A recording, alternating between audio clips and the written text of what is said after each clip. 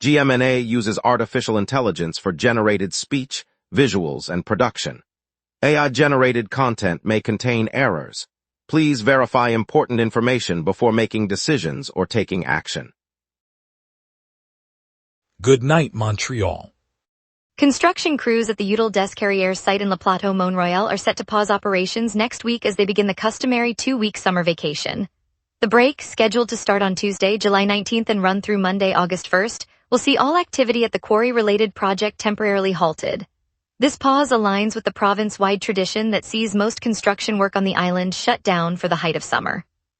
Workers and contractors use the interval to rest, perform equipment maintenance, and plan upcoming phases. Residents can expect a brief reduction in noise and traffic around the site during the period. Local businesses nearby also anticipate a quieter downtown stretch as trucks and deliveries pause. The industry-wide holiday has been a fixture in Quebec's construction calendar for decades, and the Udall Descarrières schedule follows that long-standing pattern. Tomorrow and Saturday, the Cameroonian community will open its 12th annual Cultural Day in La Salle. The event will take place at the La Salle Community Center near the Latching Canal, with support from the Borough Council. Organized by the Ngok-Tungia Cultural Association, the 2-day festival runs July 18th and 19th, featuring music, dance, traditional food, and crafts that highlight Cameroon's vibrant heritage. Community leader Shemba Samuel says the event aims to showcase the diversity of Cameroonians living here and to share that richness with the city. Attendees can expect live drumming, a fashion showcase of traditional attire, and a marketplace where local artisans display handmade wares. Family-friendly activities include storytelling sessions for children and a cooking demonstration of classic Cameroonian dishes. The celebration continues the association's yearly effort to bring cultural pride to Montreal's neighborhoods and invites anyone curious about the country's customs to join the festivities. Quebec officials announced today that the province has approved a comprehensive interior renovation of the Olympic Stadium, commonly known as the Big O, and confirmed that the ongoing roof replacement will culminate in a permanent structure. The plan calls for modernizing seating areas, updating concession facilities, and improving accessibility throughout the arena, while the new fixed roof will address the long-standing problems of the faulty retractable system. Construction crews are slated to begin interior work later this summer, with the roof project already underway on the stadium's iconic tower. Provincial spokespersons said the upgrades aim to extend the venue's usefulness for concerts, sports events, and community gatherings. Funding will be drawn from the province's infrastructure budget, and the project is expected to proceed without further delays. Officials anticipate the revitalized arena will attract major international events within the next decade. Quebec Police Ethics Commissioner has opened a formal probe into claims of racist and discriminatory conduct by officers in the Montreal Nord neighborhood. The investigation follows complaints that some members of the police force targeted residents based on ethnicity, reigniting tensions that have simmered in the diverse community. Montreal Nord, a neighborhood noted for its cultural diversity, has long been a flashpoint for police-community relations. Officials say the probe will examine internal policies, interview witnesses, and review any relevant footage. The Ethics Commissioner emphasized that the inquiry aims to determine whether conduct breached provincial anti-discrimination statutes and police codes of conduct. The Commissioner's office, which oversees conduct across Quebec's police services, will coordinate with the Provincial Human Rights Commission if warranted. Both the SPVM and local advocacy groups have pledged cooperation, though the probe's scope remains broad. The investigation remains ongoing, with updates expected as findings develop. On Wednesday, a free retrospective lecture will honor illustrator Donald Caron for 3 decades of poster work with the Fantasia Festival. The event, hosted at the York Amphitheatre on Concordia's campus, marks the festival's 30th anniversary and celebrates Caron's designs that have adorned the Montreal International Film Festival program since 1997.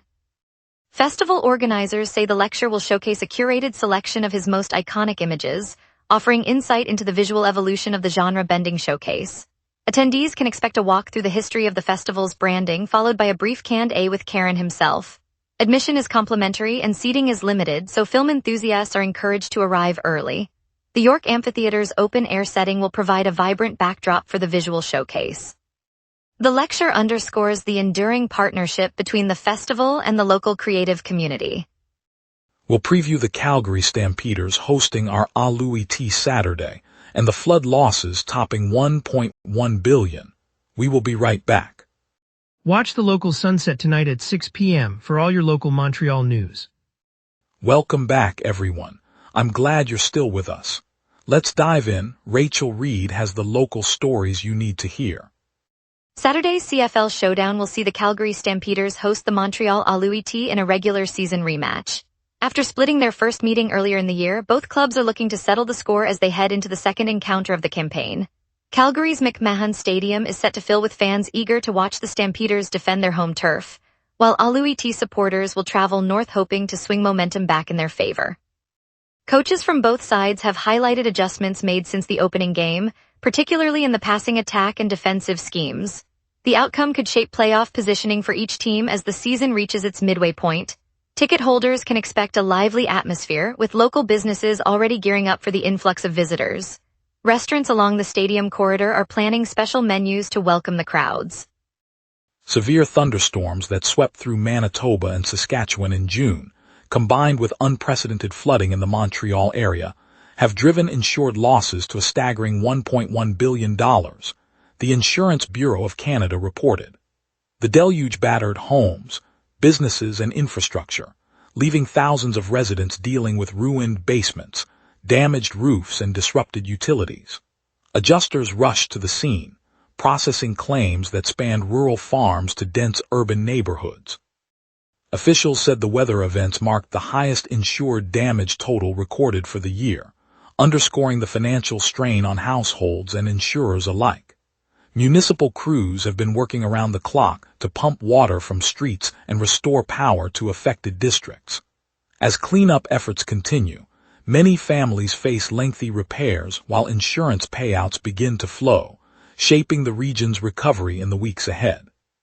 Pronema, the newly opened animal refuge in the city, is currently handling a surge that has doubled its normal intake. Staff report that roughly 25 animals are being surrendered each day, about twice the usual number. The spike follows the recent moving season when many residents relocate and leave pets behind. Volunteers say the influx strains kennel space, food supplies, and veterinary services, prompting the shelter to extend operating hours and seek additional donations. City veterinarians are monitoring the health of the incoming animals closely. Animal control officials note that abandoning pets during moves is a growing concern, and they are urging owners to consider rehoming options before a relocation. The shelter's director emphasized that each surrendered animal requires immediate care, and the organization is coordinating with local foster networks to alleviate overcrowding while the situation remains ongoing. Mayor Michael Stern will face a citation from the Quebec Municipal Commission for 7 alleged ethics breaches. The commission says the accusations involve disrespectful language and uncivil conduct towards city officials and staff. If the citation proceeds, it marks the first time a Westmount mayor has been formally charged with multiple ethics infractions. The commission, which monitors municipal compliance across the province, will release its findings later today. Residents can expect the city council to review the matter in an upcoming meeting, where the mayor may be required to respond to the allegations. The outcome could affect how municipal employees interact with elected officials and set a precedent for future oversight. The Commission's role is to ensure ethical standards are upheld, and this case underscores its active involvement in local governance. The REM operator confirmed that service between Panama and Central stations has been suspended since 4:48 this afternoon. Trains have been idle for more than 3 hours, leaving commuters on the affected line without alternative rapid transit options. Officials said the cause remains unknown, and a technical team is currently investigating the interruption. The REM, which connects downtown with surrounding neighborhoods, carries thousands of riders each day, so the stoppage is expected to ripple through morning and evening travel plans. Station staff are on site directing passengers toward nearby bus routes, and several bus lines have been temporarily rerouted to accommodate displaced riders. Local merchants near Panama Station reported a sudden drop in foot traffic as commuters wait for the line to resume. Riders are advised that the disruption continues while crews work to restore service, and that updates will be provided as soon as the investigation yields results. Now let's turn to the forecast and see what tonight's weather has in store for us. A relentless western jet streams the mid-level air, keeping Montreal dry while high pressure stalls any fronts. On this date, Montreal once scorched to 30.6 degrees Celsius back in 2022, a blistering peak that rode the tail of an unprecedented heat dome across the province.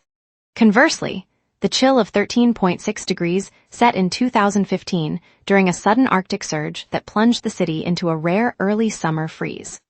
Normal highs hover around 26 degrees and lows near 19, so both extremes sit well outside the climatological envelope. Those records remind us how quickly the jet stream can flip from a warm ridge to a cold trough. The live radar shows a blank canvas across southern Quebec, with no rain echoes moving toward the island. A shallow high-pressure ridge dominates, suppressing lift and keeping the moisture locked aloft. With the fast westward jet steering any system well north of us, precipitation will remain absent through the night. As I step away from the screen, the next segment will detail what the steady atmosphere means for the coming hours. At 11 p.m., Montreal sits under a thick overcast with the temperature lingering around 20 degrees. Humidity rests at 44%, dew point 8, and visibility stretches 16 kilometers. A gentle southwest breeze whispers at 5 kilometers per hour, gusting up to 24, barely noticeable. Pressure remains steady under a broad high, while a powerful westward jet streaks at 166 kilometers per hour aloft, locking the air mass in place and preventing any frontal intrusion. The UV index reads 7, though the sun has set. Light winds will hold through the early morning, keeping the night calm. By sunrise, the ridge will dominate, delivering an overcast day with highs climbing to 28 and lows slipping to 15. No weather alerts are active, so the night proceeds uneventful. Looking ahead, Saturday brings a cooler high of 24 degrees and a low of 14, but the sky stays overcast with a 45% chance of rain. Sunday clears dramatically, offering a bright blue canvas, high 24 and low 15, perfect for outdoor plans. Monday returns to cloud cover, high 25 and low 16, though precipitation remains absent. Tuesday repeats the overcast theme, high 25 and low 19, with a 45% rain probability that could bring scattered showers. Wednesday turns wet, as a deep low pressure system pushes heavy rain across the region, high 24, low 18, and a 75% chance of rain, signaling the most active day of the stretch. And that's your weather. Remember, the wrap is also available as a podcast. Listen anytime on iHeartRadio or wherever you get your podcasts.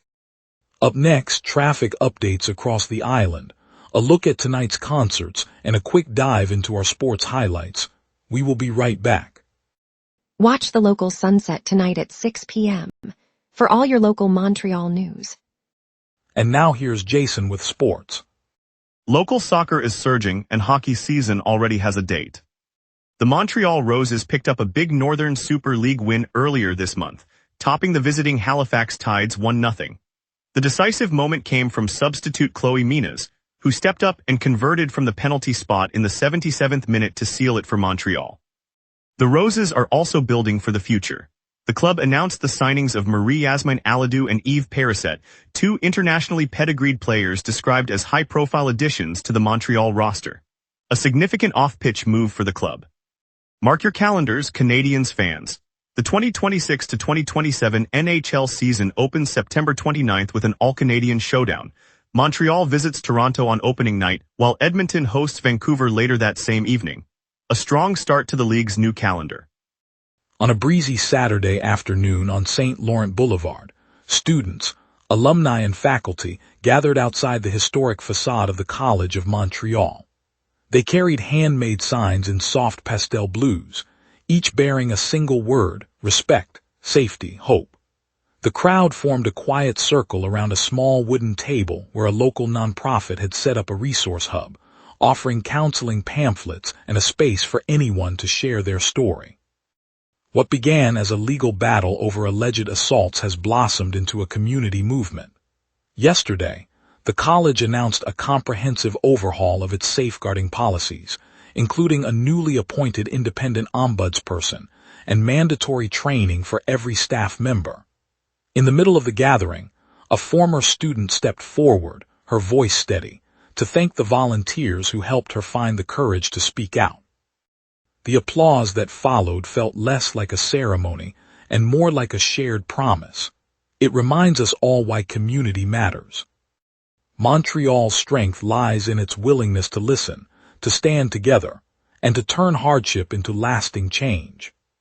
On a bright Saturday morning in the heart of the Plateau Montreal, the community center on St. Lawrence Street filled with the hum of conversation as the new Democratic Party unveiled its two new candidates for the upcoming federal by-elections on the island. Pierre Serre, a longtime organizer of local housing initiatives, stood beside Nima Machouf, a recent graduate who has been leading youth climate workshops in the borough. As a brass band from a nearby school played a low, steady rhythm, volunteers passed around fresh croissants and steaming coffee, the aroma weaving through the room like a quiet promise. One moment captured the spirit of the day. A 7-year-old in a bright red jacket raised a handmade sign that read "Future First," and the crowd responded with a spontaneous chorus of applause. The ceremony reminded everyone that politics at its best is a gathering of neighbors seeking shared solutions. As the two candidates exchanged a firm handshake, the room seemed to pulse with optimism for a more inclusive representation. Montreal's community spirit carries forward, one candidacy at a time. Thank you, Montreal, for watching. Today's deep dive into the Quebec Police Ethics Commissioner's probe into racism claims in Montreal, Nord reminded us how vital accountability is. We appreciate your engagement and look forward to keeping you informed. Join us again tomorrow for more stories that matter to our city.